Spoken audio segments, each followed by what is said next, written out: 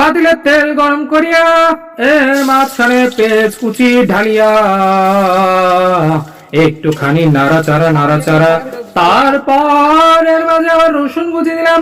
রসুন কুচি দেওয়ার পর আবার একটু নাড়াচাড়া, তারপর একটু জিরা দিয়ে দিলাম। দেওয়ার পর আবার একটু নাড়াচাড়া নাড়াচাড়া নাড়াচাড়া, এর মধ্যে হলুদ দিলাম, মরিচের গুঁড়ো দিলাম, মশলা দিলাম।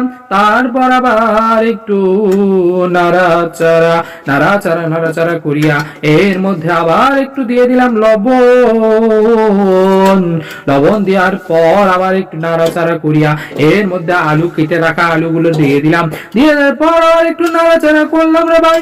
নাড়াচাড়া করতে করতে করতে করতে মশলাগুলো সুন্দর করে মিশিয়ে নিলাম। মশলা মিশানোর পর এটাকে সুন্দর করে আমি এখন ঢাকনা দিয়ে ঢেকে দিলাম। ঢাকনা দিয়ে ঢেকে দিচ্ছি। দেওয়ার পর একটুখানি জাল দিলাম। দেওয়ার পর একটু অপেক্ষা করার পর আবার ঢাকনাটা উঠিয়ে দিয়ে দেখো কত সুন্দর আলুর দম হয়ে গেছে। আহা আহা, এর মধ্যে আবার জিরার গুঁড়ো দিয়ে দিলাম। দেওয়ার পর এখন তো খাওয়ার পালা।